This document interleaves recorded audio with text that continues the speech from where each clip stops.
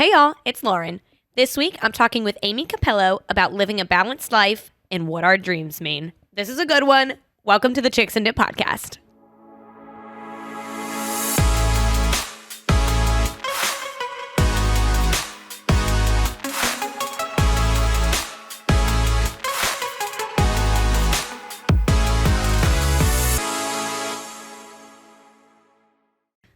What's up, y'all? It's Lauren back with another great episode of the Chicks and Dip podcast. I am so jazzed about this episode. I just got done recording with our guest today, and I just feel like this is an episode with a professional who is actually going to give y'all some great takeaways this week. So I'm so excited. We are talking about just living a balanced life, forming healthy habits, kind of discipline, and, like changing the way you look at life. And then at the end, we're also getting into what our dreams mean. So I explain, I had a dream that kind of prompted me to look into this. And then I actually had some of the listeners write in their dreams that they wanted explained. And stay tuned because at the end, Amy was so gracious. She gave all of the listeners a code to use. The first 5 people who use the code will actually get a dream consultation with her for free, where she can answer some of, get a little bit deeper than what we can get on this episode without actually meeting with you guys in person. So I'm so excited and so thankful for that. So keep your ears open towards the end of our interview. But before we get into the interview, you know what? Let's let's talk about some things that I've been talking about over my chips and dip this week. Let's start with today. Today is day 1, 2, 3, 4, 5. About day 5 of me having no car. So my check engine light came on. I guess it would have been, I don't know, like 2 weekends ago. I was coming home from my parents' house and the check engine light started blinking, and it was doing this whole thing where like if I like got on the gas too much, it would like kind of lag. And so I took it to the dealership. Well, actually, I drove it around for about 5 days hoping it would just like magically go off. It didn't. And so then I took it to the dealership and they did like the code run or whatever. And they said, yeah, Miss Wolverton, the code is saying it's either the entire engine or a sensor. I said, okay, so we really have level 1 problem or total the car problem. Really? So I haven't heard anything. It's been at the doctor for about 5 days now, and I've called twice. I've texted, no response. So I'm like hoping that means that they're just hard at work installing a new sensor. That's why they're not talking to me.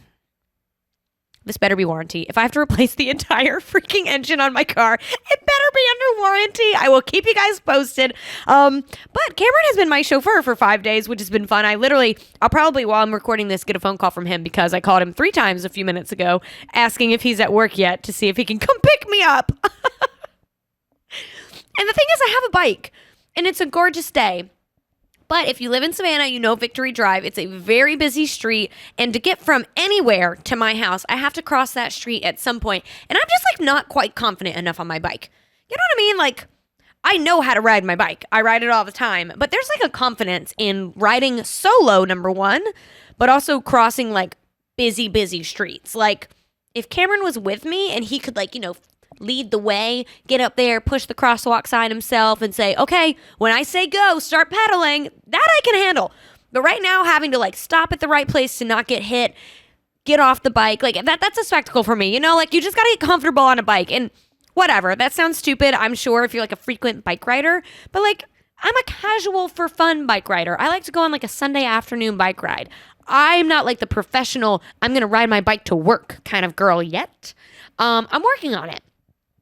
So this week, I'm not going to ride my bike anywhere. I'm not going to ride my bike to meetings. I am going to politely ask my boyfriend to drive me around so I don't have to buy 10 Ubers a day.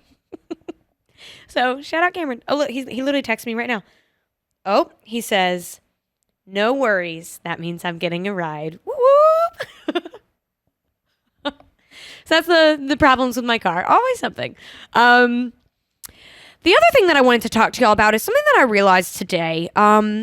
That I do feel quite embarrassed about. My favorite coffee order, actually, hold on, here, I'm about to take a phone call live. Hold on. Hello? You're literally live. I'm recording my intro and I answered this phone call. You're on the mic. Do you have anything you want to say? Hey, hey. He said, hey, I'll be done in like 3 minutes. Could you come and get me? Yeah, I can do that. Oh, I love you. Thank you so much. All right. Love you. Bye. Wow, that was fun. Should I take more phone calls on the podcast? Or like, please no. We're all vetoing that idea. Worst idea Lauren's ever had. Okay. Anyways, so something that came to be today that I realized that I feel embarrassed about. My coffee order for years, people, years, has been an iced latte with a little vanilla and a little hazelnut.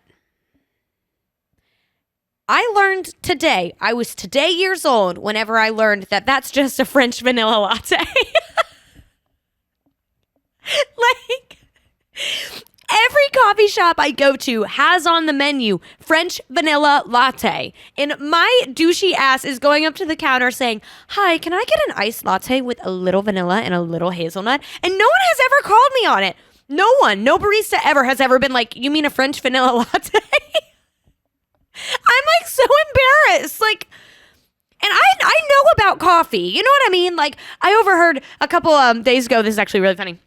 A couple days ago, I was doing some work at a coffee shop, and these two like young guys came and sat down, and one of them was like, "What'd you get?" And the other guy goes, "I don't know, some kind of coffee." And I was just like, "What?" And so it like got my attention, and they were like, "Yeah, no, but what kind?" And the other guy goes, "Bro, I don't know. I don't know what a frappuccino is, or a cappuccino, or a flat white."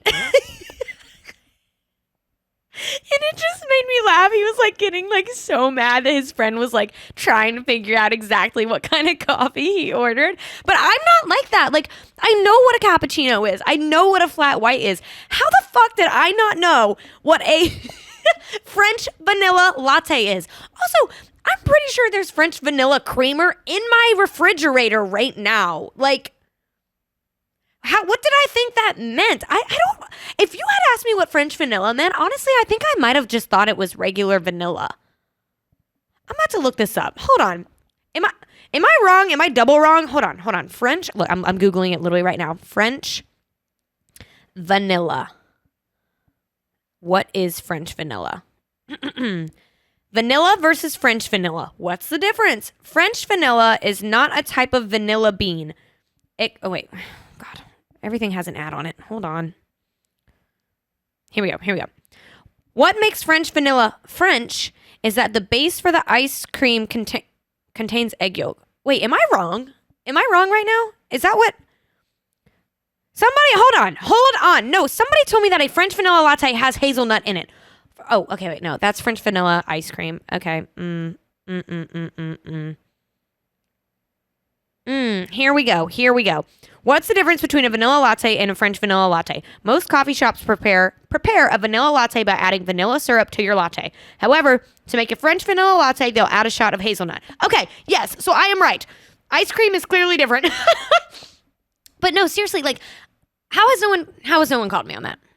That's literally what I have on the set today. And my cup says FVL, French vanilla latte, like it does every time I've ever ordered it. What have I been doing? When I ordered this exact drink as a latte with a little vanilla and a little hazelnut, and they have always said FVL, and I never thought for 1 second, what does that FVL mean? I am so dumb sometimes, y'all. I swear, I am so smart. I am a smart girl, and sometimes I am so stupid. Anyway. Something that is so smart and is never so stupid is Neutral. Thank you so much to Neutral for supporting the Chicks and Dip podcast. I'm obsessed with you. Today, actually, this is great timing. This will now be like a week out from today. But today, I woke up and Neutral launched like the coolest new campaign. They've got this video and it's like this girl in this little like short blonde bobbed wig with this like sexy accent. And she's like talking and like joking about the cans. I love it. Everything they do, I think, is great. On the set today, I have strawberry lemonade and classic cranberry, two of my gorgeous pink favorites. I just love them. Neutral's so good, and I love to get messages from y'all. I actually just recently got a message from a listener, and she said, "Oh my God, Lauren, I tried Neutral for the first time." And I said, "What did you think?" And she said she hates White Claws, and she loves neutrals. And you know what? That seems to be the consensus from everyone. All these other seltzers are like, like the malt based or whatever. They're like just not great. These are vodka and real juice, and they are so nice to drink. They're very refreshing. They're not going to make you feel bloated and yucky. They taste great. They're very crisp and clean tasting, and I just love them. And I really, really appreciate the constant support from Neutral. So thank you so much for supporting this episode. Other than that, the only housekeeping thing I have is y'all please keep sharing the show. At the date that this comes out, you know what? I'm going to do it. I'm going to say it because this will be Monday. I'm going to say it. We have a Patreon. Go to the Instagram for more details, okay? Because at this moment that I'm recording this, I don't have like the link and all of that quite done yet. But I can say as soon as I get it loaded, then I'm going to put an episode up and I'm going to basically explain what it is, what kind of content you can expect to see on there. But basically, it's going to be bonus content available for you guys. And I have filmed 2 killer episodes already. One of them is an audio-only episode with RP Knight, and one of them is a vlog with Kylie Cloud. So there will be more details on that coming soon. But at the time that this drops, please go check out the social media at Chicks and Dip Pod and look for information about the Patreon, because I want you guys to just get as much content as your heart desires. And I'm committed to giving it to you. I love you.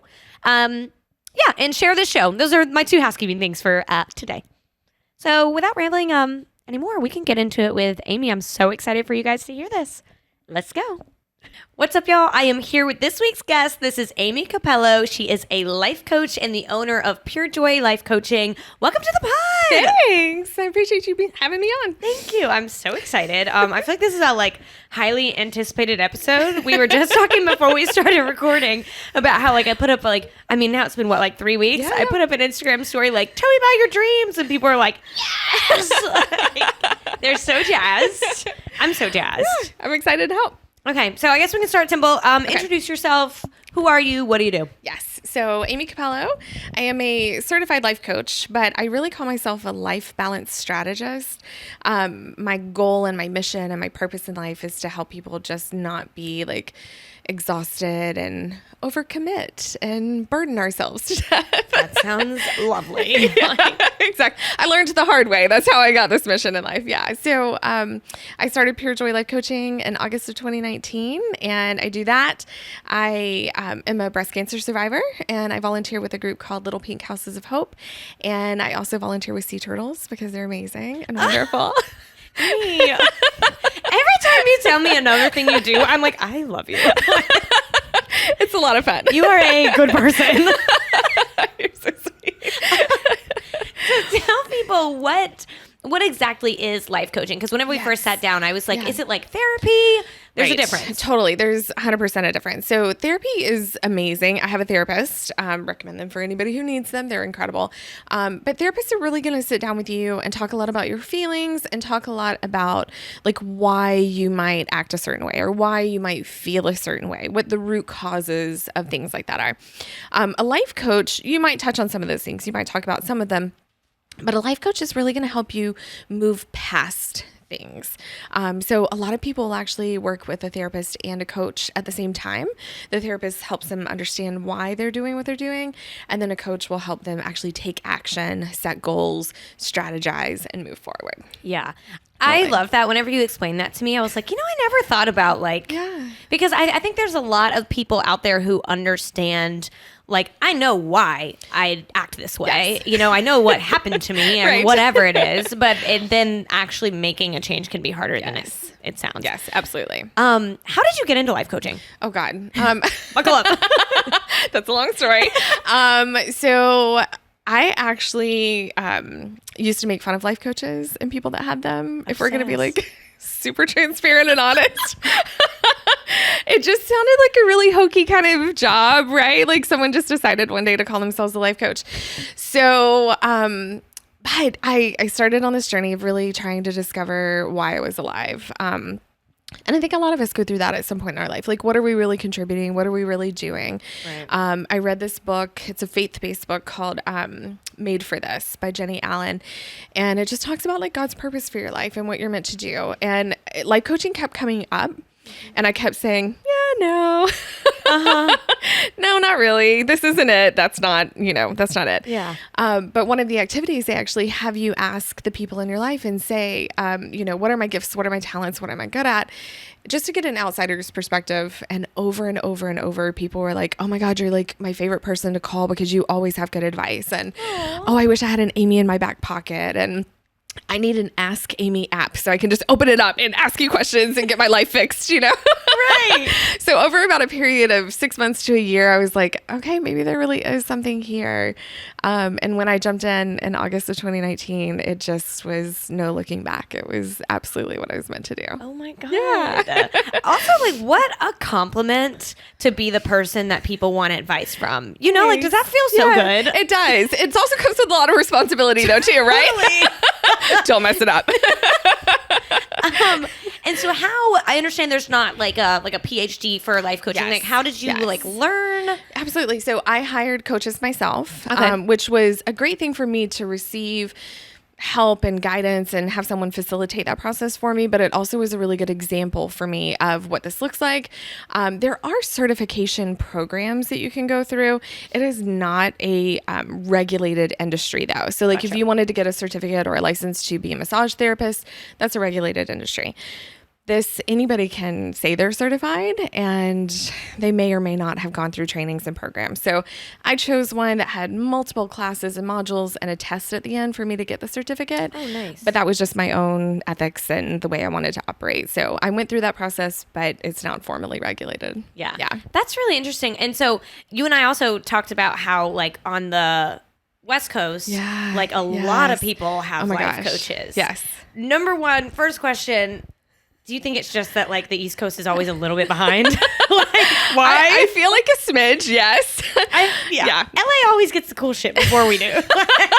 It's so true. But also, I get a lot of consultations from New England. So like Boston, New York, things like that. A lot of people have coaches and use coaches. But, I had a client who's a local client, but her therapist was in California. And her therapist actually recommended that she hire a life coach to help her with something. So she ended up hiring me.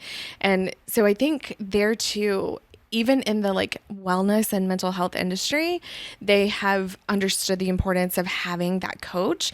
So when you have someone like a therapist that's actually recommending the life coach as well, it's more of a holistic approach to getting your life back on track and doing the things you need to do.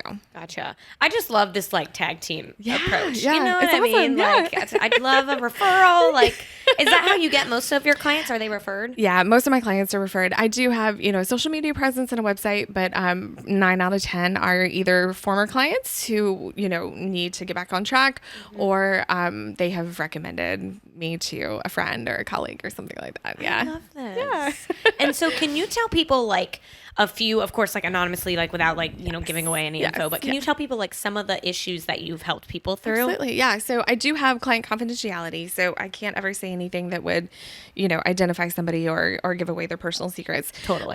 But I have helped, I've helped women who have felt stuck, like maybe something happened in their life and they really just kind of got frozen and afraid to move forward, or they weren't really clear on what their next steps needed to be. I've worked with a single mom entrepreneur.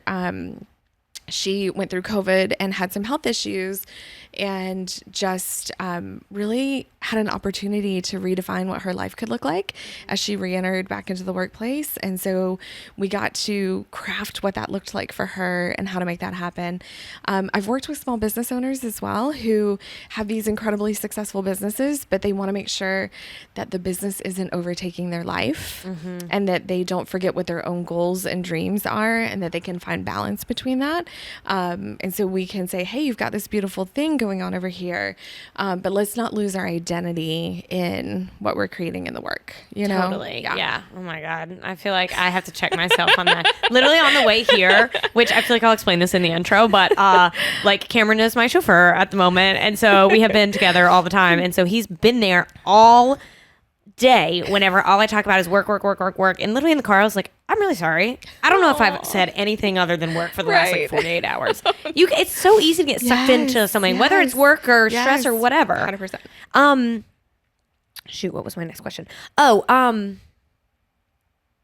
Can you explain to people, like you talked about whenever they come to see you, there's almost like tiers of work. Like whenever someone comes to you, like what's the first step that you do? Yeah.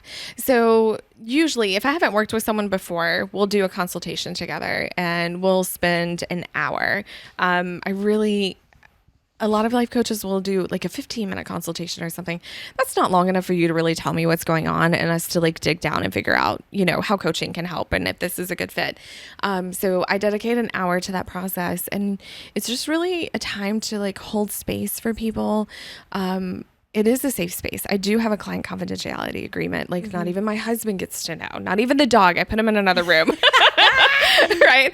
And so they get to have an opportunity to have a safe space to like say, this isn't as perfect as I put on a show for, or it isn't playing out the way that I wanted it to, or I thought I had this figured out, but like it looks good on the outside, but it's not really serving me the way I want it to. And that gives me a chance to have an unbiased outside perspective, right? Yeah. And so I call myself like an unbiased best friend. I love that. Like I'm going to hold you accountable. We're going to talk about what can change, but I'm also not going to shy away from saying like, this is not working, right? Whereas a best friend may be like, well, I don't think it is. Yeah, well, your best friend doesn't ever want to call you right, out. They love you. Right. Exactly. And so working with a coach, you have that opportunity to be able to say like, okay, no, I see this from a perspective of where I love you, but I'm not attached to you like a best friend. And I'm going to show you this perspective. And then we can walk through it together, and that can be a really raw and emotional process sometimes.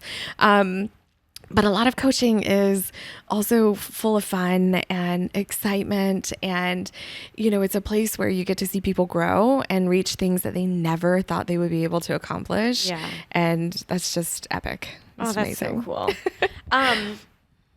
So why, I'm trying to figure out how to like phrase this question. Like, why do you think that people have a hard time like making changes in their life or making new habits, Right. Like how we talked about, if you are someone who is like, I know why I behave poorly in this situation, or I know like so-and-so hurt me years ago and I need to handle that. Why is it so hard to get over the hump to actually do it? Right.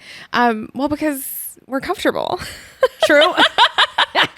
Right. True. So like, even if it's not a good situation, it's what we know, and the unknown will always be scary. The unknown will always be something that we feel like we have less control over, because even if it's bad, we know what to expect. Right. Right? That makes sense. Yes. And so stepping out into that, like, okay, well, I'm going to try something different, even if it's better for me, it just comes with a sense of fear sometimes, which is one reason that having a coach can help, because I don't have that fear. I know what's on the other side for you. So I can be here to hold you accountable. It's just like coaching sports or anything else, right? Like I know how to better your game in life, and I can see it from the sidelines where you don't have that perspective. So I know that training where your muscles are hurting because it doesn't feel good, because it's different, that in the long run, you'll be able to achieve so much more. Totally. Right? Do you think any of it is ever pride? I feel like sometimes I have known like something is not working and I don't have it as together as I think I do, but like my pride will not allow me to admit that. And eventually it will, but I'm hard-headed. Yes. So one of two things happens. People realize it and they can swallow their pride and be like, I'm going to secretly ask this person to help me. Right? Which is like why I have confidentiality agreements, right? Like, don't tell anyone I'm a shit show. Exactly. I'm a fucking mess, but it's okay. Right? So like, that will either happen or it does fall apart. Yeah. And you do end up having some level of being seen that wasn't expected. And so now you feel like, okay, I need to step up because people figured it out. Yeah. And so I'm going to go hire somebody to help me get through that, So it's split between the two. Some people see it coming. Like the small business owners I worked with at the end of last year, they like, okay, we've been doing this for X amount of years. We already see how we're not like carving out this, what we need. So we're going to do that. But other people, it's just a disaster, and the train wreck happened, and we pick up the pieces and we put it back together. Oh my God. What does that feel like whenever somebody comes to you and they are like so stressed, like it is a mess, like what does it feel like whenever you help them through something? Oh, it's amazing. Yeah. I am very empathetic. So I do have to be careful doing the job that I make sure that I am conscientious and not, like I want to reach through the Zoom meeting and give people hugs, right? Like, and I need to stay focused on what I'm doing. But I also, I celebrate just as big as they do. I mean, it is the only job I've ever had in my life where, like all my previous jobs, you go to work and you're exhausted at the end of the day and you just kind of crash and have a glass of wine and go to bed. Yeah. This one, it's like, oh my God, It's this like loop of energy that's so amazing. So that like when clients reach these goals and like really have breakthroughs for themselves, I'm doing happy dances when we hang up in my living room, and it's so much fun. And then that just gets me even more excited to help more clients. Like it's this beautiful like cycle of positive energy. That sounds amazing. I love it. Yeah, it's amazing. Something I remembered what I was trying to think of earlier. Now it's been 15 minutes and I remembered it. You told me that you hate the term work-life balance. Yeah. Can you explain that? Oh my God. Okay. So I'm like starting a movement that like we don't use that phrase anymore ever. I love it. Like we're taking that out of our vocabulary. So yeah, it really like I hate it so much because it implies that our existence as humans is work and everything else. And that our life is represented by work or not work. Right? Yep. And it's just not true because so many of us have jobs that are so integrated into our lives and jobs that we have relationships with people at work. We have friendships that are built from work. We celebrate birthdays together. We celebrate marriages and children and deaths in the family. Like, and all of that is part of work. And we have to learn how to be diplomatic and professional and delegate and all these other things in the workplace. And then at life, right? Like that it's all the other stuff, right? There's so many dynamics there of everybody is so uniquely different where maybe you're married, maybe you're single, maybe you're dating, maybe you're widowed, maybe you have children, maybe you don't have children, maybe you're afraid to get outside, maybe you love to travel the world, maybe you volunteer, maybe you give, maybe you serve, maybe you have a public office, maybe whatever, right? There's so many things and so many facets to life that it's so unfair to approach this world as I'm going to find work-life balance, which is why no one ever has. Thank you for saying that. Work-life balance is not real. It's not real. It doesn't exist. So No. we've like been striving to find this thing, right? And then there's also the concept of like finding it. Like it's this secret treasure and we have a pirate's, treasure map and we're going to find it and uncover it under the stone next to the X, like it's not. So it really, the term that I use is whole life balance.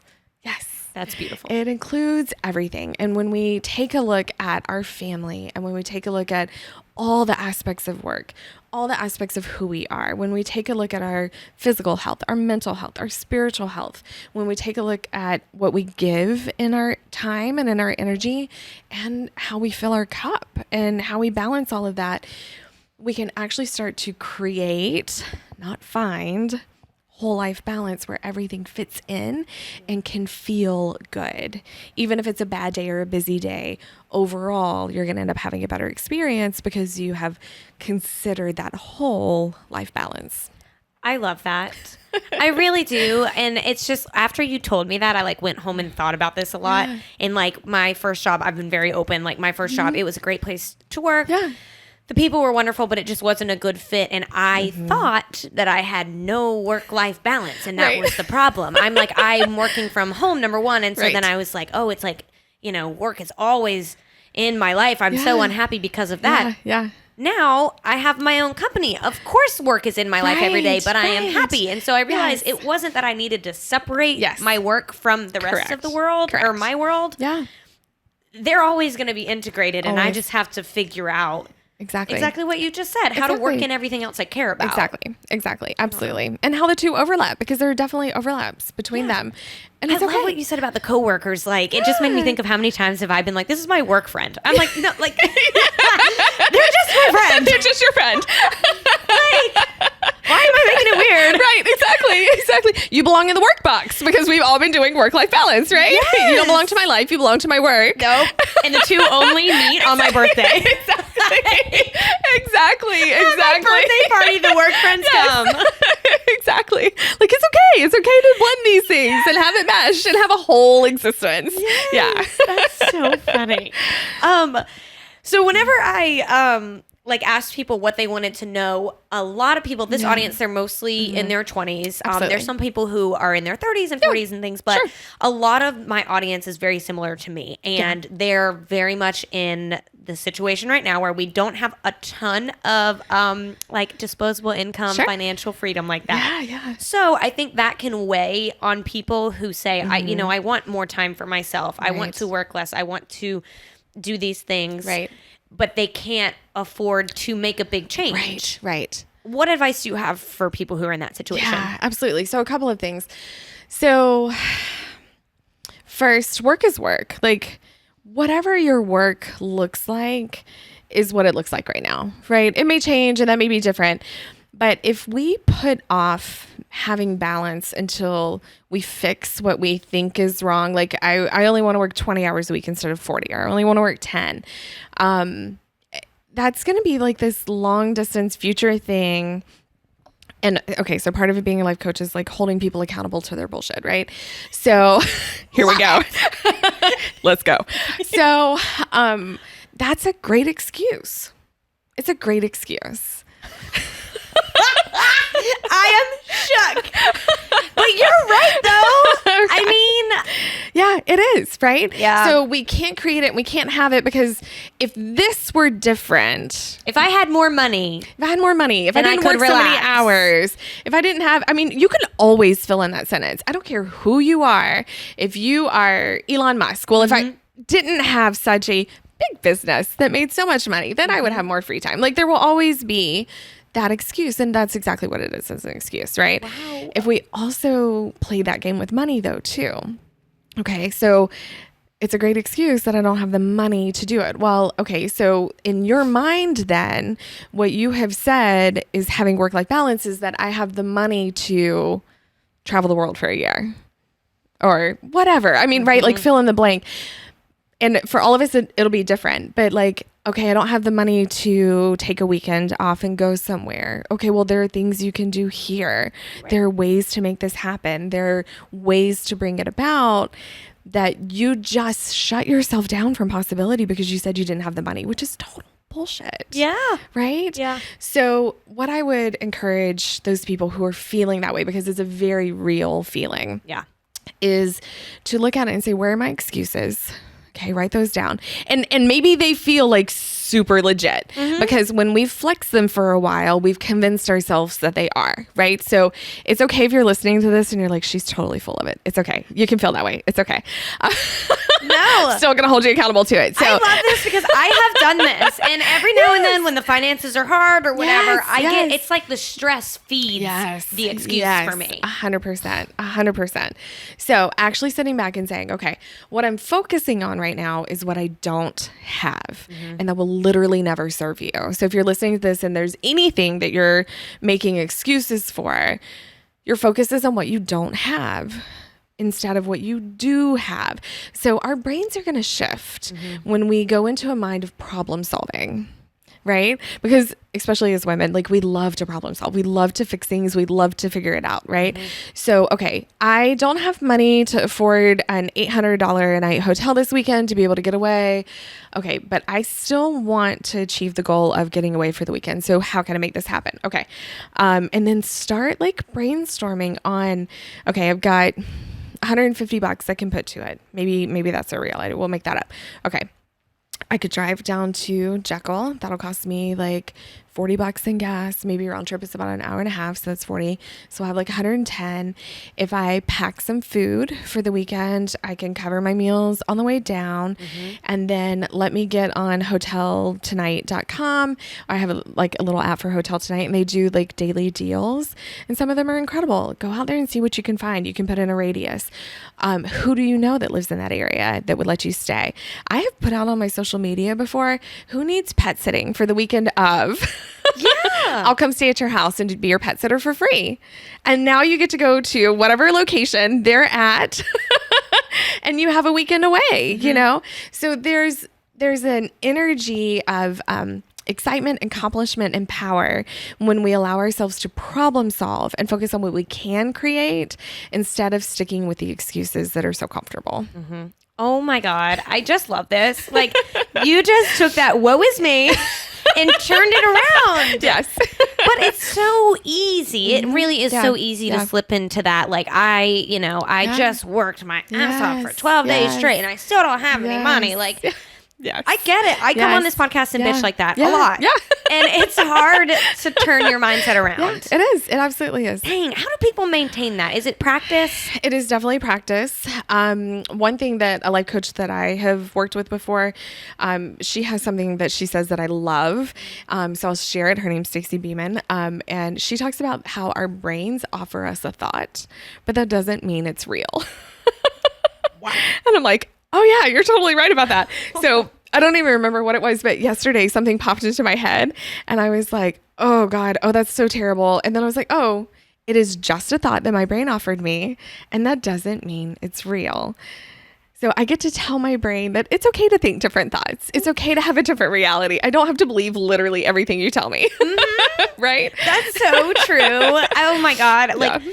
if I could remember that every second of my life, I would be better off because I'm that person, like, especially in my relationship, like, any thought that comes into my head, I pretty much tell Cameron. Yeah. And sometimes it's something crazy. Right. I'm like, I just had this thought that, what if you did this? And he's like, did I do that? I'm like, well, I guess not yet. That's insane. I know that's Cameron. crazy. But, like, really, it's just, Yeah. I think, so practice is Yeah. what people have got to Yes. just practice with a more positive, like, Practice problem-solving mindset. And being aware of it, right? Because we do get in habits where this is our norm. Yeah. This is what we do to an extent that we almost don't even realize that we're doing it. If people kind of want to take it up a notch, one thing that I've done for myself that has been really helpful is the things that I found that felt like fears, doubts, insecurities, or just general like negative thoughts. I wrote them out. Like I spent a good hour or so with them and just really like emptied my soul onto paper. What are these things? What am I feeling? And each one of them I rephrased as a positive, right? So like, let's just take, for example, when I started this company, like you start a business, you don't know if it's going to be successful. Like you hope for the best. So I had this like nagging fear and thought of like, oh, this isn't going to work. This isn't going to work. Like you're the person who made fun of life coaches. This isn't going to work. Right? Like, it's not going to work. And so I rephrased that into a positive statement or affirmation of Pure Joy Life Coaching will be wildly successful. And so I actually recorded myself saying all of those positives. Oh my God. Because there's real power in hearing your voice say it. So I did a recording, put it on my Google Drive. And when I'm driving, I can just pull it up and play it really easily. And it's my own voice telling myself all these good and positive things that are very specifically counterbalancing the things I struggle with, right? And it's funny because if you do that for like a month or so, you'll notice that those sentences come out in general conversation, like out of nowhere. Oh. Like clearly you've done something in your brain, and someone, oh, how's Pure Joy doing? Oh my God, it's wildly successful. I'm like, oh God, that was my affirmation. Yeah, exactly. And so it's easier for our brain to believe our own voice and what we're telling it ourselves, right? So if someone said to you, oh my gosh, it's going to be wildly successful, your brain's going to go, it might not be though. Right? Like it's going to offer that up real fast, right? Totally. And so when you hear your own voice saying it, it's a whole lot easier. You wouldn't lie to you. So your brain believes it a lot easier. Yeah, I love it. I love that. And that's something, I mean, I would literally never think to like record myself. Yeah. But what you just said about it like coming out so seamlessly, we listen to the same song over and over for a month and then we know all the words. Yes. It's like if you listen to stuff, it will just ingrain in your brain. Absolutely. Absolutely. That makes total sense. That's really cool. Yeah. I've never done that. My go-to, my mom will like call it for me. And so like, if, I like start complaining a little too much, she'll be like, Lauren, like, please take a minute and like, remember all the cool stuff that you've been able to accomplish. Like, stop talking so negatively. Right. And sometimes I think you just need to check yourself. Yeah. I love the recording idea. Yes. Yeah. It's awesome. So that's kind of a good segue. I did want to ask you like what just like day-to-day kind of tips do you have for people who want to live a more balanced life? Yes. So I think the affirmations are good if you do struggle with fears, doubts, insecurities, negative thoughts, all of those things. in addition to starting like a whole life balance movement, I also want to start like a #me first. And I really feel like at the core of what we're missing in creating balance is us, ourselves. And we've heard forever that like you can't pour from an empty cup. That is something we have all heard, right? But when we don't actually practice that, it makes a huge impact on not only like how we feel in our lives, but when we're tired and we're exhausted, we become bitter and grumpy, and that affects everyone around us, right? So I think if there was like one good solid thing that you could do, it would be to do something that is literally just for you every day. It may be 5 minutes, but I would find, and this is hard, like I'm just saying this like it's super easy. It's hard. Yeah. But find something that doesn't benefit anyone else except for you. Because what you'll end up doing, you'll be like, okay, well, if I meal prep, that benefits me and my family. So 2 birds, 1 stone. No. No. Just you. Oh, I love that. Like find something that is just for you. And that can help center you, and all the little repercussions will come from that. Oh my God. Yeah. I'm trying to think of what like mine could be now. Yeah, see? Wow. Yeah. And it's really crazy. Yeah. Like exactly what you just said, I will do the dishes because then everybody feels at peace in this home, Yes. Yes. I feel like I bring up my self tanner once a week on this podcast. I feel like my tan is look, Calvin is nodding his head. I love to talk about my self tan. When will Loving Tan sponsor this show?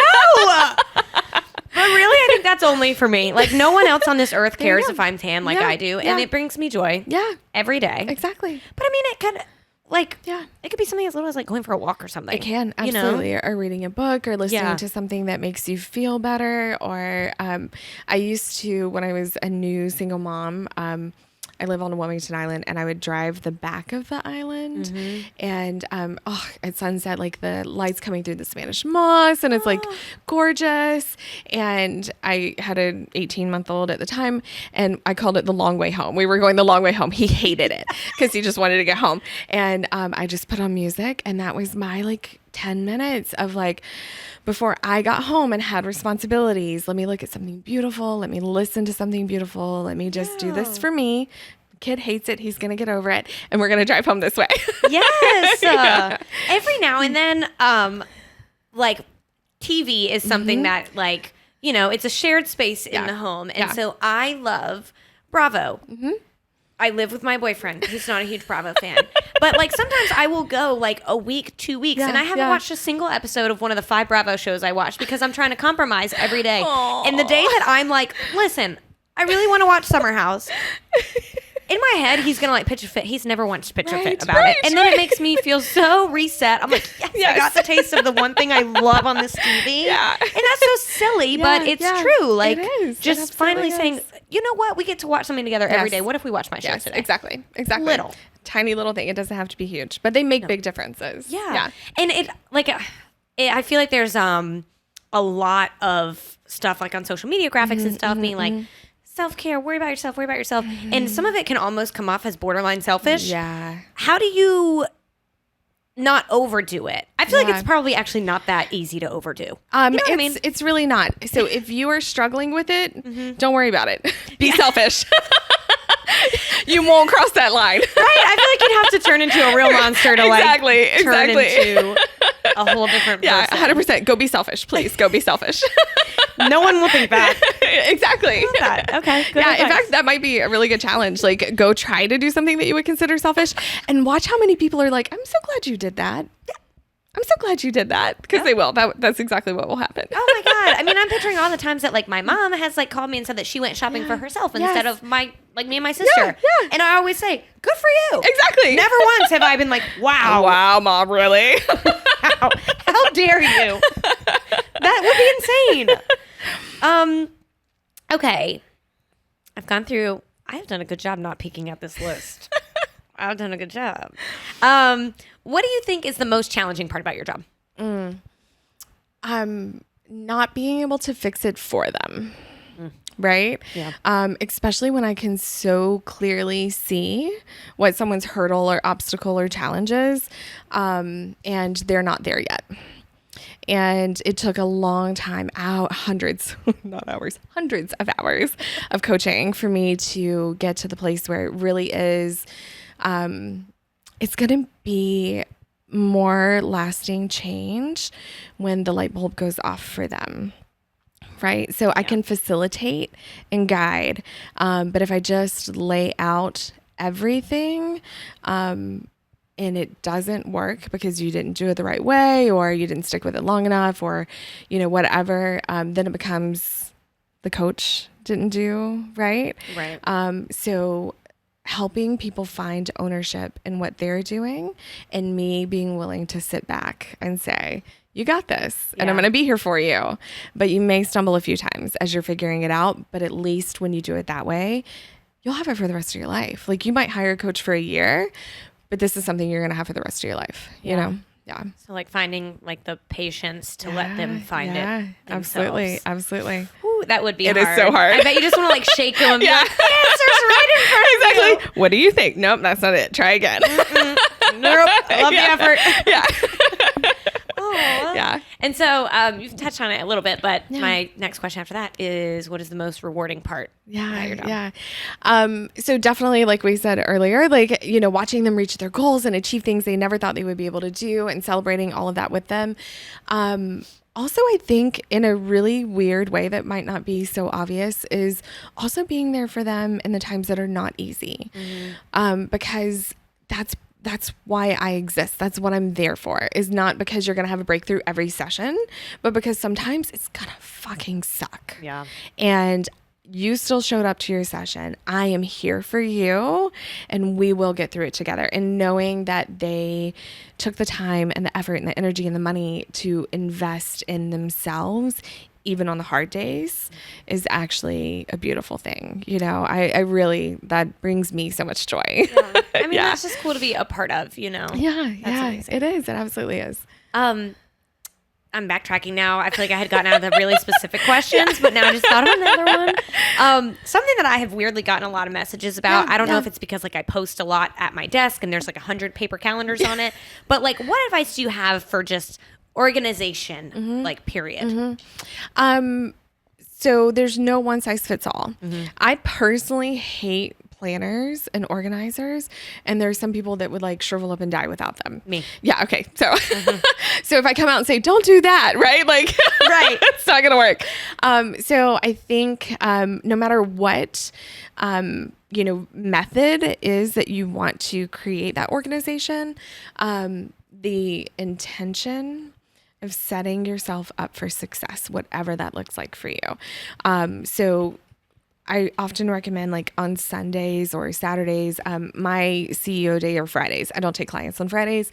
I need to make sure my life and my business are set up for success, right? So even though it's like I have to turn people down and that's really hard, I know I need my Fridays to do that. So that's my way of setting myself up for success. But I have to create that routine, to be intentional about it, and stick to it even when it's hard. So like there was someone who wanted to work together, right? But like, I don't take appointments on Fridays. I don't take meetings on Fridays. Fridays they're not off. I'm working, but I'm working for my company, making sure that everything else is functioning the way it needs to, right? So putting that intention in, putting that time in, even if it's 30 minutes, to say, what do I need this week? What does my business need this week? What do I need to accomplish at work this week? What does my family need this week? But setting that routine, however it works for you. I live off my Google Calendar. If it's not on my calendar, it's not going to happen. Like, literally. I love it. If I miss a meeting, it's because I forgot to put it on the calendar. Like, that is how I thrive. And so for me, it's being intentional in my routine, that if I set an appointment, I cannot wait an hour. An hour, it will be gone. They'll be messaging me on the day of, sitting at the restaurant waiting for me to get there. And I'm like, oh, I'm so sorry. Like, I have to do it. So knowing yourself and being honest about your shortcomings maybe and your weaknesses, right? And saying, so what do I need to do to make sure I can overcome that? Right. Just being intentional about it. That's really good advice. I've had to learn the hard way that and I've spoke about this on the show a little bit before, but I mean, I almost have to make like an hourly schedule for Totally. my work days. Yeah, absolutely. Because if I pick up my phone to answer a DM, it's something that needs to get done. It's a work related thing. But if I pick up this phone, whatever my task is right now, That's right. it's 30 minutes behind. That's right. And That's right. I hate that I'm like that, but I had to get real and be like, okay, Lauren, like, my shortcoming is that if I pick up my phone, I'm going to go through Instagram for minimum 10 minutes at a time. 100%, yes. And so having to figure out just what works for me, and for me, it's don't touch this phone until 2 o'clock. Right. You know? Like, exactly. or whatever. Yeah. And it's hard. Do you think that you know how people always say that it takes like, 2 weeks, 3 weeks or something to build a habit? Do you think that's true? I don't. There's actually some research that has like disproven that. Yeah. But if that's what helps you feel better and helps you think you will, it's not a bad thing. Do we go? Go for it. So I usually do things in 30-day increments, right? So it gives me a month. The month of March, I'm going to focus on this. The month of April, I'm going to focus on this. And I think going into when you're changing habits and routines, one thing that has been really helpful for me, because I'm a very black and white person. I am all in. And so what I end up doing is, okay, I'm going to do this, whatever that thing is. And if I fall even this short of it, I'm a failure. I didn't succeed. I wasn't as good as I could have been. But what that does is creates pressure. There's so much pressure. So I actually got some coaching on being a little bit more open to thinking about it as an experiment. Okay. So like, let's take the affirmations, for example. I'm going to experiment for 30 days and see what happens. And then there's no pressure. It was an experiment. If it doesn't work, it doesn't work. It doesn't work. We learned it doesn't work. Exactly. Like you gave it a shot and now like no data is data. My background's in biology. So like no data is data, right? So like if you learned that wasn't it, you're one step closer to figuring out what is. And so if you give yourself 30 days to experiment and try, you're not setting yourself up to feel like a failure. If it doesn't work, you actually learned and grew and recognized that wasn't it. And that's okay. That's that mindset shift. Exactly. I love it. So, I mean, just practicing changing your mindset seems like that can like really just absolutely change your life. Yes. Like, for real. It does. It applies to everything. Yeah. Isn't that crazy? Yeah. When you say it out loud, it's so simple. But it's really hard. It's hard, yeah. It is. Enter Amy. Yeah. Ta-da! Yeah. Cool. Before we get into dreams, anything else you want me to know? No, just that I would love, especially I just turned 41 this month. So if I were 20 in my 20s and listening to this, I would give myself the advice of just giving myself grace, patience, and kindness, and the things that I extend to others, be comfortable receiving that for myself as well. Yeah. That's really good advice. Yeah. It's hard, but true. I love. Yeah. Thank you. Of course. Okay. We're going to get into some dreams. So I feel like maybe I'll brief the listeners on the whole thing that prompted this. Okay. Story time, you guys. Buckle up. So every year my family goes on this family vacation, right? And we go to the beach with mountains or whatever. Well, last year we did the mountains and we went up to this like hiking trail with this huge waterfall. It was like the kind of waterfall that is like so big, like if you fall off, there's no chance for you. And so Cameron is like, I'm going to climb off the path to the top of it. He's a little adventurer. He's done this before. But I have never like seen him like in a real situation where like he could die, you know? And so I get up there to like watch him do it. And there's like all these signs around that are like death, death, do not cross, death. And I'm like, oh my God. And so it's like just a scary memory. Like my dad was there. And my dad's like, he goes, he goes, you tell Cameron there's a fine line between being adventurous and being stupid. I said, damn. Yes, sir. But he was right. It was really scary. Like he was fine. Whatever. He got off the rock and like he was fine. He didn't fall off. But I didn't really think much of it. And then like several months later, I started to have this recurring nightmare of him. It's like in the dream, I'm on the bank of the waterfall at the top and I'm like watching him like cross these rocks and his like foot gets like barely in the water and he gets like overcome and swept away by this water and he flies over the waterfall and he dies in front of my eyes. And so I wake up and I'm like screaming almost, like I'm sweating. I'm like reaching for him like, okay, he's still here with me. Like it's a very scary dream. And so I was just talking to him about it in the car. And so I put something on Facebook and I was like, anybody know somebody who can interpret dreams? Like, this is just crazy. And people in the comments were like going crazy. They're like, oh my God, like, I hope that you find somebody. This is so cool. And again, enter Amy. Somebody mentioned Amy. And so that's kind of how we even connected from the jump. It was initially about dreams. And then I learned about Pure Life. And I was like, this is a great conversation. So you have the gift of dream interpretation. I do. Can you explain that to people? No, not really. It's strange. Nope. Yeah. I have had this really odd gift my entire life, and I can't explain it. And it's just a God-given, strange, weird thing that I have the ability to do.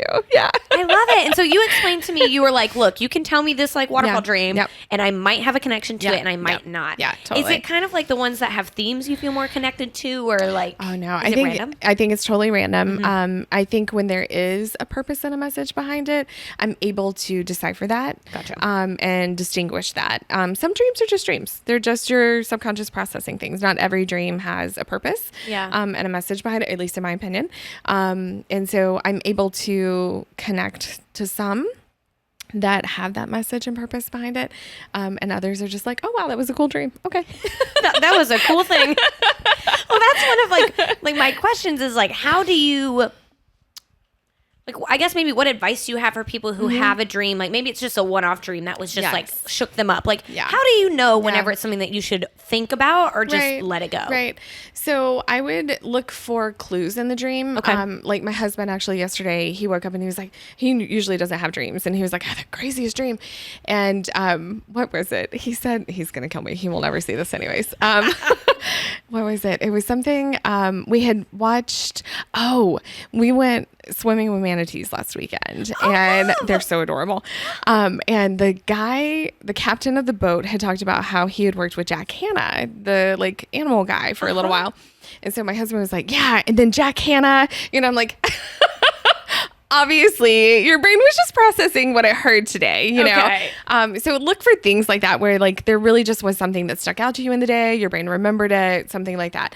But he actually ended up having a second part to his dream. And he was like, this, and this. And it was just incredible. And that part for me, I absolutely was like, oh, okay, there's something here. I was like, what about this? What about this? What about this? And he explained it. And there was a purpose behind that second part. But the first part was just Jack Hanna. Right. It was just something cool. Yeah, exactly. So if you can look at your day or your week or something and see that there were things like that in there, there may not be something deeper to it. But I think a lot of us also kind of we have an awareness or an intuition on that sometimes we might not give credit to. So, if people are feeling a certain way about their dream, odds are there probably is something there because they have that feeling already. Yeah. I've always heard of people having, I don't know the term, but like they dream something. It's like a gut feeling and it turns out to be true. I don't want to bring up like something shady with your partner or maybe it's something that's going to happen at work. Is that real? Like oh yeah. Is that just intuition manifesting in your dream? Absolutely. So they're prophetic dreams, right? Yes. And sometimes they may be like, I can't remember if I told you, but like I had this dream that my mom was wearing this like long sleeved hunter green shirt and she got in a car accident and I was in high school and she came into my room to wake me up that morning wearing a long sleeve hunter green t-shirt and I was like, no ma'am, nope. And what was so funny is I was like, I am sorry, but you have to go change your shirt. And she did. And legit 100%, that woman came back in the room in another hunter green long sleeve shirt. I was like, Mom, you cannot do this. No. And I'll never know. She did not get in a car accident, but like, I'll never know it because I went and asked her to change the shirt that like things changed and she ended up not getting in the accident. Like maybe if she had just left immediately, she would, we'll never know. We'll never know. But it was really interesting that I just had this dream and then she walked in. So yeah, I think maybe we have more credit or we have more abilities and intuition than we give ourselves credit for. That's so weird what you just said. And it wasn't a dream, but it was like a rare moment of like a real gut feeling for me. Yeah. I was at this music festival with two of my girlfriends and we like it was the last day. We were leaving the festival early. We hadn't even been drinking, but for whatever reason, I felt this like insane thing in like my body that my friend should not drive her own car. Wow. I had no idea why. And I said, Mackenzie, this is a crazy thing to say. And I know I have no reason to say this to you, but I need to drive home. Wow. And she listened. She was like, okay. Yeah. Nothing happened. Right. There was no almost car accident or anything, but like I couldn't shake it. Yeah. And I think that's what's funny is that because we don't if parallel universes exist where maybe there was, and she did drive home and there was an accident, we'll never know. Right. So then we feel silly for following our intuition because we'll never know. Yeah. Right. But I think there's so many times where you hear stories where something bad happened and people say, man, if I had only listened to my gut, if I had only paid attention to my intuition, I don't think you can mess up erring on the side of listening to your intuition, you know? I believe that Yeah, too. absolutely. And I love the thought of that with dreams because I feel like anyone who's had that knows it's not like, it's not the waterfall dream. I didn't wake up feeling like something was coming. Like it was just like a scary thing. Right. But the intuition dream, you wake up Yeah. and you're like, something feels weird in like my stomach. Totally. Absolutely. Do you think people should be writing their dreams down? So I practiced this for years when I was growing up. And those journals are probably in an attic somewhere. Who knows? If it is something that you wake up and you feel very intensely about, it can help if you write it down to remember the details if you want to for later. I have the ability, I remember dreams from years ago. I actually didn't know that a lot of people don't because that was just my reality. So I didn't realize that other people didn't. Yeah. So I do recognize that most people don't remember their dreams like halfway through the day. So if that's something that you want to do, having a little notepad by the side of the bed is not a bad thing. And it can help you if later you want interpretation or you want to, go back and reference a theme or a pattern or things like that you might see in there. It can be helpful because you will start to forget those details throughout the day. Totally. Yeah. And it's dreams are so weird. Yeah. Like if I don't immediately wake up and say, I just had this weird dream, it's gone. Yes. Yeah. Gone. Yeah. Unless it's recurring. Those are the only ones I really remember. Right. Yeah. Oh, what do you think? I mean, we talked about the intuition, but like what do you think we can learn from our dreams? Do you think it's just better understanding like our internal? Maybe? Yeah. So I definitely think that our days are so full of our conscious thoughts that a lot of what we do is subconscious and we don't even realize it. That's definition of subconscious. So we're not even realizing it, right? So a lot of our decisions that we make are responses to events that happen, are responses to people around us. All of that is done out of this like instinctual part of our brains and our bodies that our dreams are a way for our brains to give that a picture, give that a vision, give that an emotion, give that a feeling, and maybe even bring it to the forefront of your mind where you weren't thinking about it. But your dream can help you process that a little bit. So yeah, I don't see that as a waste of time or energy at all. If you have those dreams that are happening, there can be value in paying attention. Yeah. Yes. Oh, I love this. Our brains are like so complex. Like if I think about it too much, I'm like freaked out. I know, right? Yes. What? It's like I always compare that to like watching a movie about space. I'm like, I can't think about this. Right. It's too vast. It's too big. Like, I'm gonna freak out. Okay, so I want to get into. I had some listeners write in their dreams. Okay, but maybe before I do that, actually, what are some? Do you have like some common themes that happen in dreams? Yeah, absolutely. So I can speak on that a little bit. Okay. So everybody's dreams are going to be unique. And whether or not I feel connected to a dream is just totally random. I can't control that. But I will say a lot of times when I'm talking to people about dreams and they're sharing things, water is a common thing that shows up. Water is emotion. One weird thing about being a dream interpreter, and I've met a few other people that are like me. Unfortunately, we are not able most often to interpret our own dreams, which is like such a sham. Dang it. I need an Amy in my life, that can do this. But I have learned that water is it's a representative of emotion. So I had a dream that happened like 3 times in a row. It was about a year ago. And I was laying in bed and I was looking out a window to the side and I could see water that was rising up past the window, right? Oh.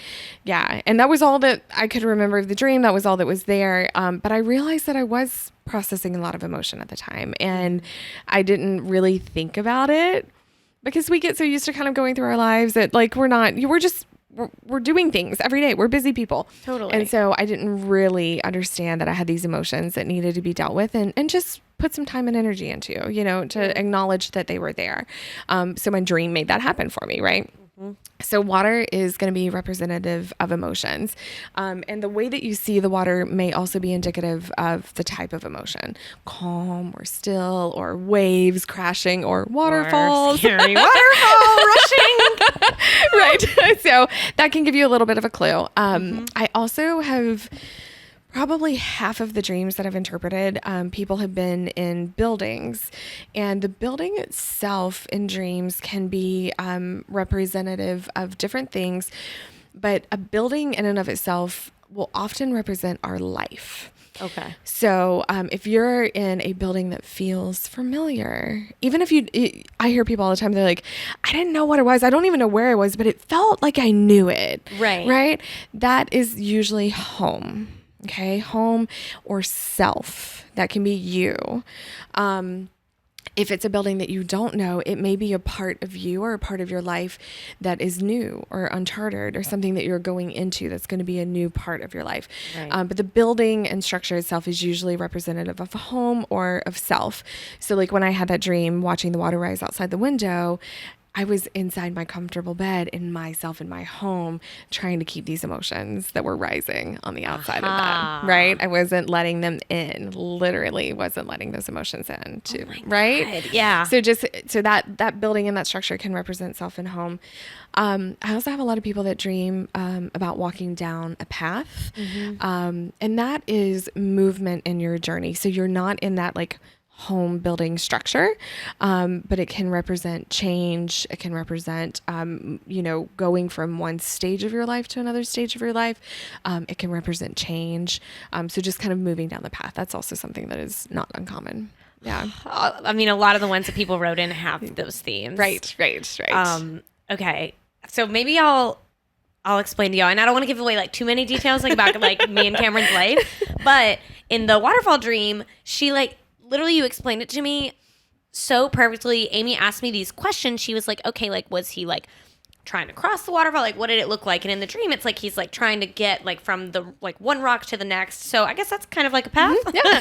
And so she said, what does he do for work? And so I told her, and she said, does he have like a next goal, like a change? And I said, well, like kind of. And that's like the details. Like I don't want to put it out there yet because it's not happening yet. But, me and Cameron, we're always trying to get bigger and better. So, yes, there's like a potential change coming in our lives. And then you said, okay, where are you at? Like, are you on the path with him? Or are you behind the gate? And I'm like, I'm behind the gate. And so in diving into that more, we realized it's Cameron's life change that I cannot help him with at all. So that's like me watching from behind this little like danger gate, like, you got this, cheering him on. And the water, she explained, represents emotion, and the nature of the water in the dream is like my fear of failure. And whenever she said all this to me, y'all, like literally my mouth dropped. I was like,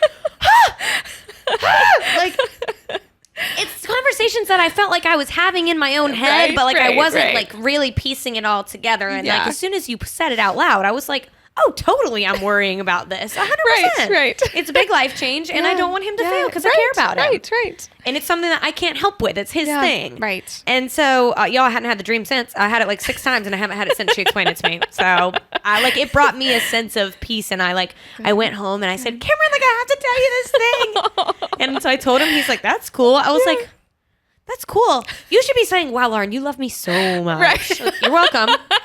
You're welcome. Unappreciative. It did help me feel a lot better, though, which I thought was so cool. Good. That's awesome. Okay, I do this every single week. Before we get into the dreams, do you care if I run and pee? No, go I ahead. drank that almost all the large coffee. God, I will do cut that. it. Or if you want to like tell us. Nope. Give me 30 seconds. Tell me That's amazing. We can't stop getting the coffee. That would be ridiculous. Why would we stop getting the coffee? Actually, my shirt says sunshine and coffee.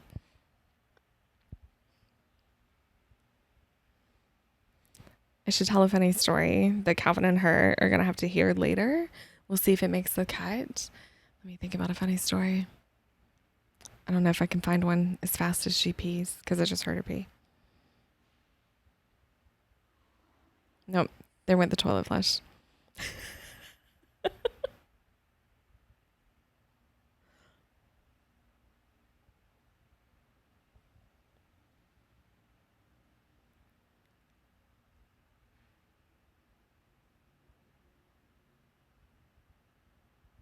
You guys should see this cute building. It's adorable. Here she comes. I couldn't think of a funny story as fast as you peed. I was impressed. Okay. Close that. All right, y'all, we're back. Ta-da. I don't know where he's going to cut it, but if he cut all of it, then I just had to take another pee break. I've got to stop drinking coffee. No, sunshine and coffee. So, literally, you get it. You feel me. 100%. Okay. So how do you want to do this? Should I just read them and then you can like kind of point out some themes? Like, of course, these people aren't here for you to ask the questions to. Yes. Let's do it that way. Okay. I can tell you what questions come to mind. Okay. And what I would delve into a little bit deeper, but I can tell you from the start. Yes. Okay. Yeah, Yay. that'll work. Okay. Dream 1. I used to have a dream when I was a kid that I was upstairs at my house and skeletons were very slowly coming up the stairs, and me and another random person were throwing every item that we could find at them to keep them down. It was terrifying. That is terrifying. I sound really scared. I'm like, skeletons? So sorry for this person, especially as a child. Like, can you imagine? Oh my gosh. Okay, so just thinking about that, I would ask more questions about the random person, because there's something there about that random person that's not random. That person represents something. So I'd be starting with asking more questions about the random person, like what were they wearing? What did they look like? How did they act? Was it male or female? Did you feel like you knew them even though they were random? Like those would be some of the things that I would start with. So again, building. Right. Okay. So they're inside a building. So this is, I would want to know if the building felt familiar or strange. That would tell me whether or not this was like a home situation or if it were maybe a work situation or an outside the home thing. Being at the top of the stairs and looking down on something, just that in and of itself would indicate to me that they, how do I phrase this? Like they grew out of something, right? They achieved something. They leveled up past something. The fact that it stairs to, I would think meant that it was a process. It wasn't an easy thing for them to do. The first thing that came to mind with skeletons is like a skeleton in your closet. Right. Like there's something that like is hidden and it is scary. It is unnerving. And I think there's definitely a fear of that coming back. The good thing is having someone there who's helping you fight against it means that you do have somebody in your corner that is side by side with you, helping you fight against this. So whoever had this, if they're listening, they may already know what the skeletons represent, even if they don't want to tell anybody, and that's totally okay. They don't have to. But if they don't know, although I feel like they do, but if they don't, that would be something I would dig into, like with a therapist, and just kind of run through maybe some of those childhood things and figure out what was hidden that could potentially come back out and be a threat, but it's definitely encouraging that they're at the top of the stairs. They've achieved that step, literally, right? Literally. And have someone on their side that's helping them. That's encouraging. The breakdown of these is so cool. I'm literally only on one. I'm like, that is so freaking cool. Okay, dream 2. This one, we got this one written in, I'm not being dramatic, 10 times. And I've had this dream myself. Okay. It's the teeth. I had a dream last month that all my teeth fell out. I was talking to someone and they just all started falling out. Okay, I've had this too. Horrifying dream. Worst dream ever. I wake up and I'm like frantically touching my mouth. Yes. I've had dreams before where I literally had to like feel and make sure that like that didn't happen. Oh my God, yes. This is a super common dream. This is so many people have this dream. Really, the root of this tends to be a feeling of a loss of power. Okay. Excuse me. So if you like, let's say, had a job change and now you're learning something new, and you're kind of starting from scratch, that kind of loss of control or loss of power is usually associated to a teeth loss dream. I think that's probably why so many of us have that dream, because we all do go through that at some point. Totally. Loss of control. Yes. And having to learn something new and not being in a position of control or power that we had before. Yeah. So generally speaking, without asking any other like details on it. So whoever wrote this in, and for all the people that did, I would look at the situation where you were losing your teeth. So were you at work? Were you at home? Were you with a parent? Were you with a spouse? Were you with a boyfriend or girlfriend? What was the environment around the tooth loss? Because that will probably indicate to you where you're feeling a little less powerful and a little less in control. Gotcha. Yeah. Oh my God. Now I wish that I could remember the last time I had it. Like, Yeah. I know for a fact it usually happens when I'm stressed. And I know about myself enough that whenever I don't Yeah. feel like I'm in control, Yeah. I feel stressed. So that makes total sense. Yeah, absolutely. Oh, those dreams are the worst. This one is actually kind of similar. Okay. I think to this, someone says, whenever I get my nails done, I always have a dream that they either melt off or crack off. They always get destroyed in my dream right after I get them done. I wake up in the middle of the night and actually have to look at my nails to make sure that it was a dream. Bless. Okay. That also has to be terrifying. Your followers are having scary dreams. I'm worried about the listeners. So for that one, I actually feel a little bit differently about that. Yeah. I would ask this person, I don't know, this is just intuition, but I feel like somebody has guilted them about this. Oh. Someone has made them feel like it's not okay to take care of yourself, and that it's not okay to get your nails done, whether that's literal or self-care or spending money on yourself. But there's something that getting your nails done that represents something that they've been told it's not okay for them to do that. And seeing them cracked and falling off is getting rid of it because it wasn't okay. Yeah. Right? Like, Oh. so I would want to dig into that one a little bit more, but it's interesting to me that there's definitely like a feeling that it wasn't okay to have them done. So I wonder if they were taught or told at some point that it wasn't okay to take care of yourself. Right. Yeah. Oh my God. Actually, that makes a lot of sense. Like, because the teeth seems a little bit more random, but like Right. literally this person Right. is saying every time she makes an effort to Right. take care of herself Right. with the nails, Right. That it falls apart. then it Yeah. happens. Yeah. That's so Yeah. wild. Yeah. Ooh. I want to hear more. Ask them to like write in more too. Okay. Yeah. No, I'm literally going to message this person and be like, girlfriend, Yeah. I want you to got to go one. Okay. Dream 4. Okay. This one is stressing me out just to read. I have frequent dreams where I have to use the restroom and I cannot find the privacy to go. Either there isn't a door, it's in a locker room full of people, or it's outside. All different versions, but it's always me needing to use the bathroom and not being able to find privacy. Yeah. Okay. So I've had this too. Really? This has happened to me. 100%. So with this one, it's interesting that they say the need to find privacy, that's how they phrased it. My guess would be, and this is, again, I have questions, but just based on this, my guess would be that there is a feeling of wanting privacy around something. I don't know what that is. They're feeling more seen than they want to be seen. None of us want to be seen using the bathroom.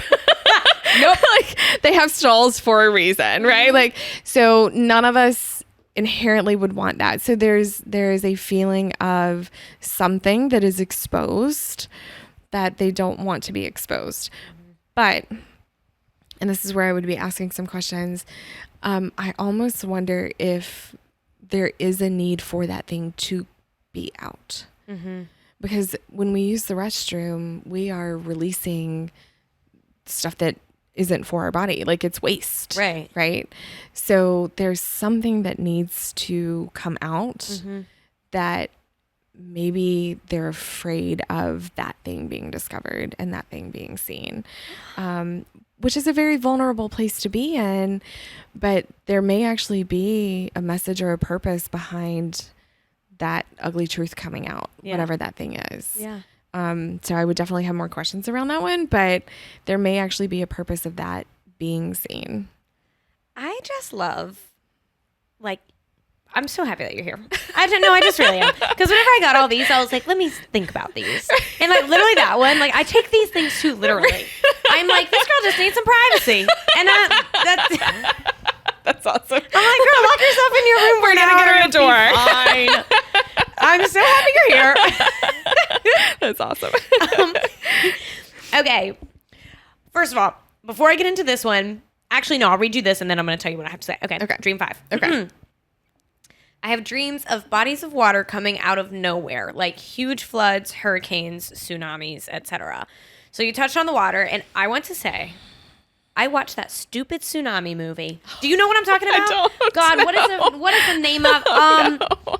I'm like blanking on the name. I have literally said the name 100,000 times. Shoot, it's about the one. It happened in like 2005 or something. Okay.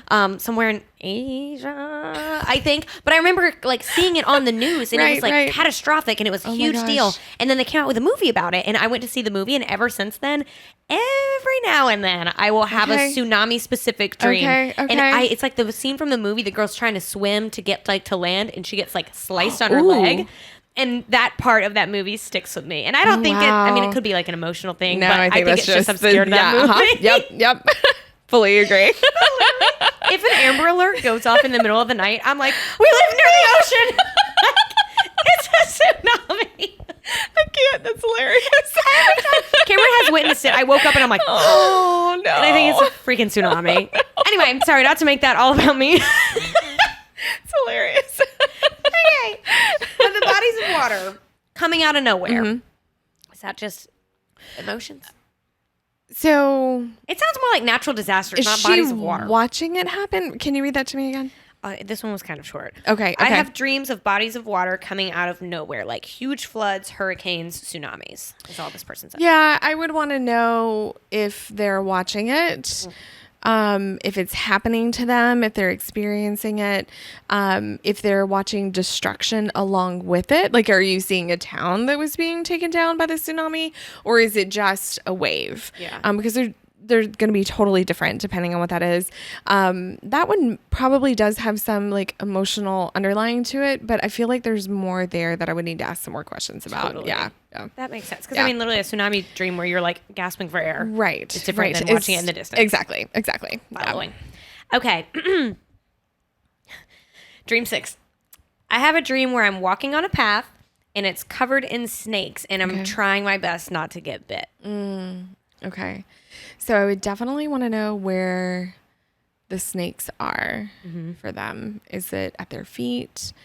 Are they in the trees? Are they touching her? I assume it's a her. Are they touching them? So snakes often are not like, we don't associate them with warm, fuzzy feelings, right? Like this is a threat.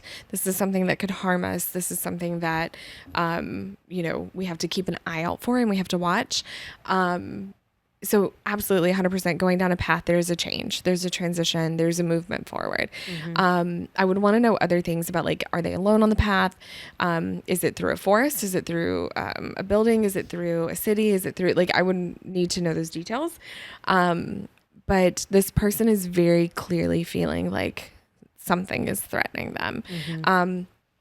If the snakes are at their feet, I would think that there is a fear over making the next right step.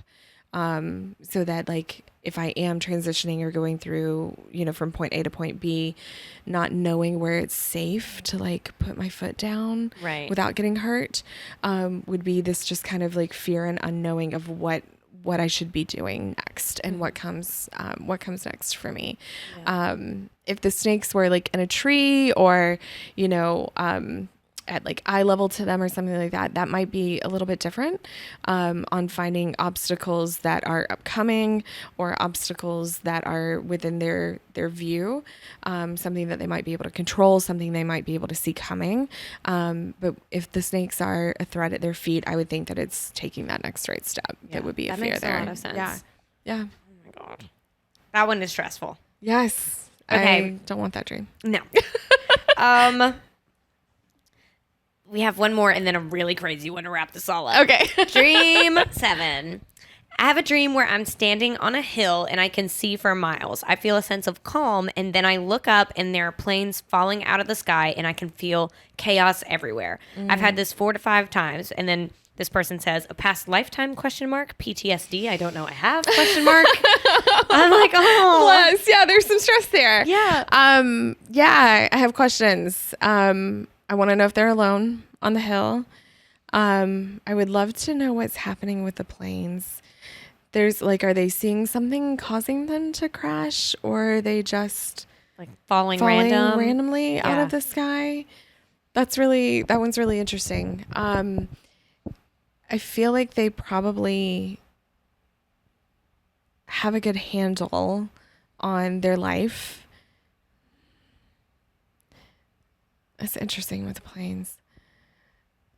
So like to be on a hill and to feel a sense of calm makes me feel like this is a person who they feel accomplished, they feel powerful, they feel like they, their life is under their control. Kind of like, what is it, maybe Lion King? Like the light, everything that the light touches, Yes. Right? Like this is my kingdom. This is what, and so I kind of get that feeling from that of like, I've created this life and I have this thing that I can look at with sense of peace, a sense of calm. So for it to be planes coming out of the sky, I would imagine that's a fear of the future, the fear of things that are upcoming. But I would want to know, are they on fire? Are they falling? Are there people in them? Was something shooting them down? Did they pop up randomly?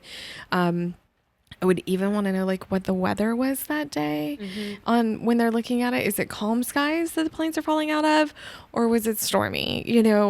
But it feels like it could very well be just, maybe this is it.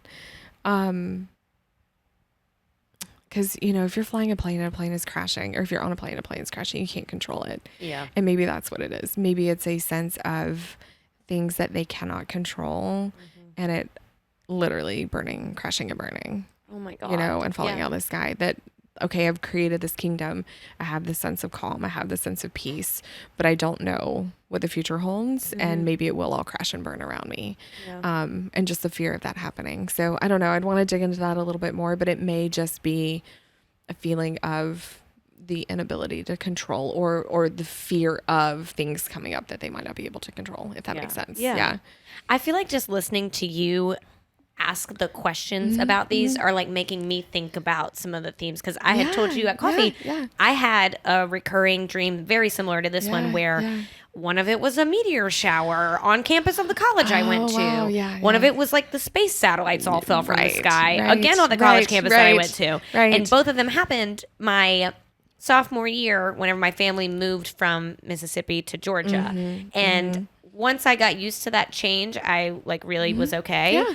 But I think that I kind of knew that that's what it was. Like, it was just the timing was a little peculiar, Right. But like now hearing you ask these questions, like I wish I could remember, like, were the satellites on fire? Right. Was it a storm? Right. Because I think that would have helped me understand it a little better. Yeah, absolutely. Yes, all the little details. Yeah, it is. They matter. They do. Okay.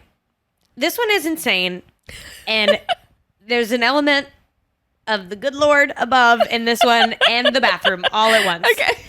Okay, dream 8. I had a dream that I was using the bathroom and a guy was staring at me in my bathroom. I asked him what he was doing here and he wouldn't leave. We got into a fight and I punched him over and over and he didn't fight back. Eventually, I stopped punching him and started crying. The man told me he was God and said he didn't like my decision making lately and said I'm more capable than what I'm giving in my life now. Wow. This is a lot. Wow. Yeah. That's powerful. That's very scary. Yeah. Okay. So, I mean, I think they answered their own question. Right? Like, I Yeah. think is that just a subconscious thought? I feel like they answered their own question. So, I would want to know if they felt like that's what it was. But again, with the bathroom and being seen, there's some vulnerability in that. There is definitely some exposure, things being revealed and shown that maybe you aren't happy about. Interesting that she was finding it so hard though, because I think when, like we talked about, like with coaching, like you get comfortable, you get comfortable in doing things. And so you fight against it, but some things are just going to be what they are. So the fact that there was no resistance back to her fighting, it feels like it just kind of like let her get her energy out, you know, and get all of that fight out of her. But I think she answered her own question. Like, that if that person represented God and saying you're more capable, sounds like she's been fighting her own self in a lot of ways, and just that side of herself of stepping up to be what she can be if she would just stop fighting herself. Yeah. But yeah, it does definitely sounds like there's a piece of being seen there. That one, I don't know. If I had a dream that I was physically fighting with God, I would wake up so shook. I'd be like, hey, it's me. I'm sorry about that weird thought. No, I feel like that message was loud and clear for her. Crystal she might clear. just need validation on it, but I validate that for her, that like, that seems like that message was very clearly received. Yeah. I love this. That one was so crazy, but weirdly, that one feels like one of the more peaceful ones. Yeah, like, absolutely. Here's what you need to do. Yeah, You're fine. totally. God, I love our brains. They're amazing. They're magical. They're wild. Okay, do you want to tell people, Amy came in with like the best news ever about how a few lucky listeners can have more of a conversation about your dreams. Do you want to share with people? Yes, 100%. Okay. So, especially because there are some more questions that I would love to ask about these.